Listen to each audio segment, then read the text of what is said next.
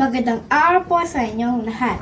Ako po si Gabriela Silang, isang ina magdirigma at tagapasalita ng taong bayan sa panahong puno ng pag-aapi at pahimasok.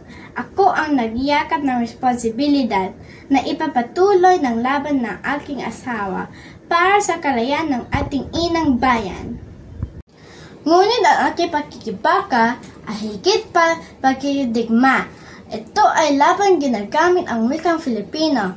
Sa bawat salitang aking binitiwan, ipihayag ko sigaw ng puso ng mga Filipino. Isang wika na buklod na ating mga pangarap at pag-asa. Sa wika namin, nagkaroon kami ng lakas at naharapin ang mga mananakop. Dahil sa Filipino identidad nating abuhay na buhay.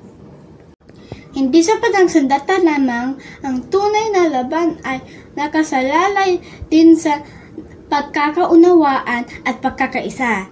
Ginamit ko ang aming wika upang bukawin ang damdamin, upang ipaglaban ang karapatan at kalayaan. Sa pamamagitan ng wikang Filipino, nagkaisa kami at nagkaisa ang bayan.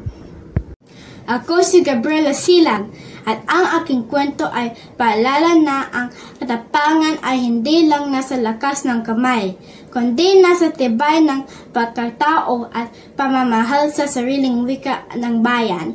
Sa wikang Filipino, naglaban tayo. Sa wikang Filipino, nagtagumpay tayo.